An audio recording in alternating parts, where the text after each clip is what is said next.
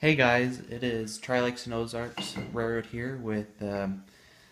Ryan Suscheck here. He's going to change his YouTube channel name once we figure that out. So today we're going to be reviewing the Santa Fe FP45 number 100. Now it's an older model that came out 2014, 15. Yeah, something like that. It's a good model, and it has been ran before, so it's not brand spanking new. I have programmed the decoder, and we'll do running and stuff. Now, the one thing that did not come with that came with the model, all it came with was an exploded parts diagram, and it didn't come with like the nice athearn Genesis packaging. I mean, not packaging, booklet. But whatever it is. So right out of the box, it comes in this packaging here, and some of the details this includes is well, not details, but one of the nice things about these boxes is I did not receive any shipping damage as terms of damaged parts, other than when I did receive this model. The screw on the bottom of the fuel tank was too small and stripped out, so we had to replace it with a longer and bigger screw. So you might have that issue. So get that out of the way. And another thing is with this horn, it's a brass horn, but the way this packaging is, it gets caught up in here, so that can cause an issue. So let's start out with the front. Here's a paintbrush. So we got our air hoses. This is not a Katy coupler. This is McHenry, right? Yep, that's right. Handrails are durable. Have no burnt out light bulbs, which is nice, but they aren't LED, which kind of sucks. I wish it was LED. It would last longer. But there's a can't remember what is Santa Fe used for a horn. I'm not really sure. I'll probably put in the description what kind of horn this is. I can't remember, but it is correct to Santa Fe. I have double checked that. I just can't remember the horn. The beacon works. I will demonstrate that here when we put it on the track. It's prototypical to Santa Fe, and this is correct to the number 100. The number 100 had a beacon. And then we got our air AC unit up top, our antenna array, and these antenna arrays are brass, I think. Yeah, they're brass. And these this airline to the horn is very well done. Not too thick, I don't think. Not my personal opinion. Of course, it has lift rings. Further back here, see these FP45s were passenger, and then when Santa Fe turned them over to permanent freight units, they took the steam generator out. So it is prototypical for it to not have a steam generator. In an earlier run, they did a number 100 in the passenger version, I think. Haven't you seen something like that, or the locomotive? Mm-hmm. So, yeah. And this is a car body unit, so there's not really too much to the sides. Doors don't open. But these aren't molded in handrails, which are nice. Just something to kind of be expected from athearn Genesis, I would hope so. Good fuel tank detail. I've seen better, but it's pretty good for a cab unit. There's not really much to see in there anyways. But then moving to the back, got some good grab irons. I like the thickness of those. One thing with this locomotive though, for some reason this backlight never turns off, even going forward. I'll demonstrate that. That might just be a programming issue. I don't know exactly, but I don't know if this is just for this model I bought or if anyone else has had issues with it. But I don't really mind. I'll probably fix it at some point, but it hasn't burnt. The light bulbs haven't burnt out or anything. It has. Sorry for the technical difficulties. I'm using my phone, so someone decided to call me. So yeah, that would probably better get a camera. I don't know if I'm going to or not. But so, where were we? You were on the rear lights of the model. Yeah, I have not had any issues as terms of operation with the rest of the locomotives. I'm not. I don't think it's the decoder. I think it's just something that needs to be programmed to have them turn off. So, yeah, the door also not operational, and the other side of the engine is pretty much the same here. So, is there anything you want to add before we put this on the? Yeah, these are great models to do photography of, and also photo run-bys. Highly recommend them. Another good thing is this engine is very heavy. Yeah, it has great weight. I have not pulled anything it cannot pull by itself. We'll probably do a video of my passenger cars and Ryan's passenger cars combined in one train, and it has pulled it before. Yeah. By itself, and it will do that. So it's gonna now with tsunami. They're gonna fire up automatically. So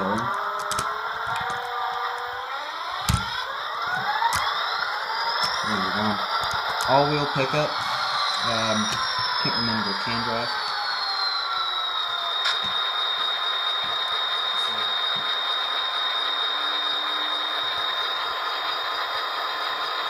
So yeah, I'm gonna grab a controller here real quick.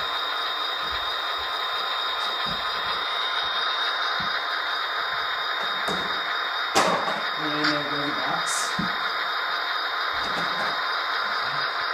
So I'm gonna use the front lights.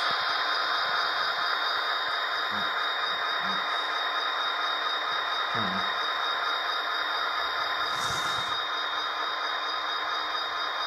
Helps if I enter it into the controller.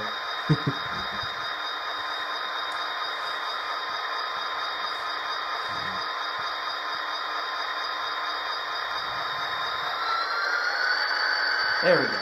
It's front lights. Let's mute. And bell. Long horn. Short horn. I can't remember what it was. Oh, dynamic brakes. 5 should be the beacon. I can't remember what that is. Maybe it's 6. Yeah, it's 6. That's the beacon. What do you think of the beacon, Ryan? The beacon's actually very prototypical for K model, and very nice. Now, if you're wondering, the beacon I don't think was put on until after it was rebuilt from being a passenger lane. Is that correct? That is correct. Okay. And there are no lighted number boards, which I think Athearn could have done very easily the way this model's built. I'm kind of disappointed in that because if you look... Now, I don't feel adventurous to put lights in. I don't want to mess the model up. But for those of you who are very skilled in putting lights and stuff, it should not be that hard to do. Because if you look at the number boards, I have not taken this model apart, but there is, I think there's a space behind it in order to do that. I don't know for sure, but there's only one way to find out, so good luck to those who want to try it. Also, there is a great cab interior with no lights inside or anything, and there's no running lights like the Repeater model, which I'm kind of disappointed in also. It has very good drive for an Athearn model. It doesn't actually have squeak, like the third squeak. And those of you who want to buy a DCC system, buy a non-tethered system. That is one thing I wish I did. Yeah, and if you do buy a DCC system, like me and Brandon here, we both had MRC Advanced Prodigy 2, and they do make wireless conversion kits for these model or for the model of DCC system, but they're like I think $60 or something like that, and you have to buy a new cabinet too. And then what I'm going to do is I'm going to couple it to these coal cars here to kind of demonstrate how well it pulls here. And I have not had any mechanical issues with this. No gear slipping or anything that has happened on other models before. And I don't know. This is a 1, 2, 3, 4, 5, 6, 7, 13, 14. Like, hey, these are Walter's cars, aren't they? I believe so. Yeah. But we could be wrong. So. They're still pretty heavy cars for one locomotive for this car. For this month, so. Pulls at these once these set.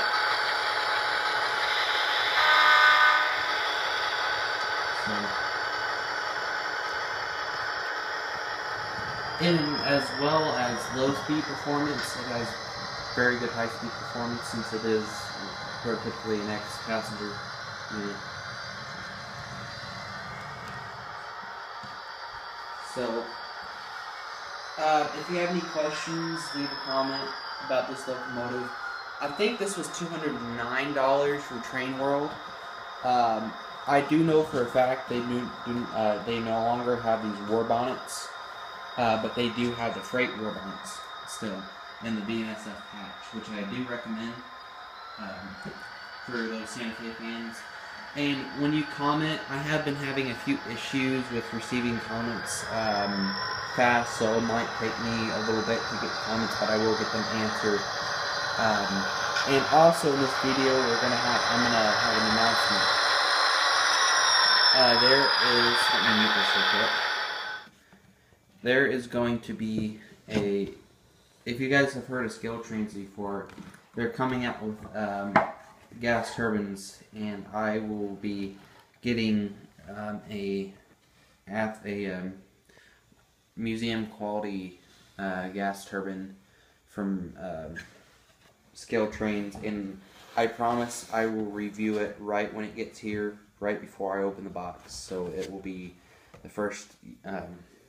You guys will be like me, seeing the model for the first time. I don't know an exact time frame. It's just whenever they get in and whenever I have funds, I make sure I have secure funds in a way to get it. I'm hoping in between a month or weeks. I'm hoping to get pre-ordered in a few weeks, but I don't know when they're going to come in from China or when they're going to ship in from wherever. I think it's China. And if you have any questions about that too, I'll comment and I'll get those questions answered. And I will be, if you guys have ever been to Illinois Railroad Museum, I know me and Ryan have. I am going to be getting number 18. So, if you guys ever been there before, probably might interest you. And also, I do recommend that train museum. It is a very cool train museum. Don't you agree? In fact, it actually is one of the largest and best train museums out there. I mean, they have everything from mainline passenger cars and locomotives, and they even have streetcars and buses and anything that's pretty much transportation. They have it there. Oh yeah, they also have. Do they have 100 or do they have one of its sisters? They have 95. Yes, they have a 95. I don't know where 100 is. I think it's still around, just so you know. Now, I'm not sure, but don't quote me. I believe the 100, this model here, was renumbered a long time ago to 95, I believe, but I'm not positive. So, yeah. So if you want to visit its sister or this very engine, I don't know. We don't know exactly.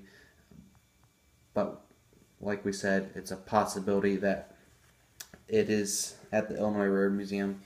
I have not personally seen it. Ryan has. Matter of fact, didn't you get up in the cab in it? No, but I did get up close and personal with it. Very cool locomotive, by the way. Yes.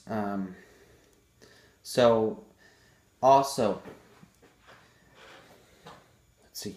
You can still run. I know it's not very prototypical here at the moment, or it's not prototypical at all. But if you have any Broadway Limited California Zephyr cars with this, of any Broadway Limited California.